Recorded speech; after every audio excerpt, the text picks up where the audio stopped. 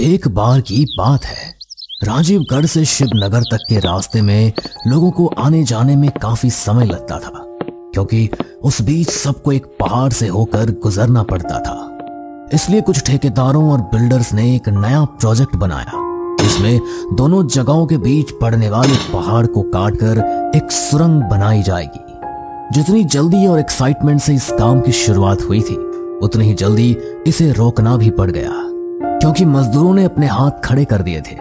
रोज construction site में कुछ न कुछ हादसे हो रहे थे, इसलिए इस काम को रोक दिया गया। पर जिस कंपनी का ये प्रोजेक्ट था, उसने पहले ही पैसे ले लिए थे और उसके बंद होने के बाद उस कंपनी में बहुत प्रेशर पड़ रहा था। इसलिए प्रोजेक्ट के मैनेजर ने हर मुमकिन कोशिश कर ली जिससे इस टनल को बनाया जा सके। उसने मार्जिन बदली, लेबर्स बदले, अपनी प्लानिंग को और बेहतर बनाया, पर इससे कुछ भी नहीं हुआ। आखिर में मैनेजर के पास एक ठेकेदार आया। एक बार किसी बाबा से भी बात कर लो, क्या पता हमारा काम बन जाए।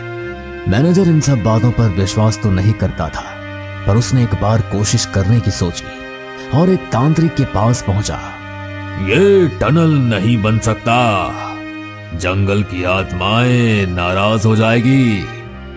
बाबा, कोई तो रास्ता होगा जिससे हमारा काम आसान हो जाए, आपकी भी थोड़ी जेब गर्म हो जाएगी। लालच में आकर तांत्रिक ने कुछ ऐसा सुझाव दिया जिसका आने वाले समय में अंजाम बहुत बुरा होने वाला था। 21 नर की बलि चढ़ानी होगी उस जगह, तभी कुछ हो पाएगा। मैनेजर और ठेकेदार ने काफी देर सोचा और इस बात के लिए राजी हो गया। कुछ दिन बाद 21 मजदूरों को अच्छे से खिला पिलाकर अच्छे अच्छे कपड़े दिए गए और कंस्ट्रक्शन साइट पर भेज दिया गया। अरे आज क्या हो गया, हमारी इतनी खातिरदारी क्यों हो रही है? वो कहावत सुनी है, बकरे को बलि से पहले खिलाया पिलाया जाता है, कहीं दाल में कुछ काला तो नहीं। देखते ही देखते सारे मजदूरों को टनल में भेज दिया जाता है और कुछ समय बाद एक बड़े पत्थर को उसके गेट में लगा दिया जाता है। जब मजदूरों को इस बारे में पता चलता है, तब तक बहुत देर हो चुकी होती है। जब उन लोगों ने भागकर जब पत्थर हटाने की कोशिश की, ऊपर से और पत्थर गिरने के कारण सारे मजदूरों की मौत हो गई। पर उस दिन के बाद उन सब की आत्माएं उस टनल और आसपास के इलाकों में भूत बनकर भटकने लगी। कुछ ही सालों में वो टनल तो बनकर तैयार हो गई, पर किसी की हिम्मत नहीं होती वहां से गुजरने की, क्योंकि जब भी कोई गाड़ी उसमें से गुजरती, वो दूसरी तरफ से बाहर कभी नहीं निकलती। एक दिन राजीव और रमन ऑफिस से परेशान होकर छुट्टियां बिताने जा रहे थे। भाई, मैं तो बहुत एक्साइटेड हूँ। अरे भाई, पहुंच जाए, बस फिर देखना मजे ही मजे। दोनों को ड्राइव करते हुए रात हो जाती है और वो जंगल से गुजर रहे होते हैं। अरे नकुल, ये टनल तो बड़ी डरावनी लग रही है। तुझे पक्का यकीन है यहाँ से लोग गुजरते होंगे भी?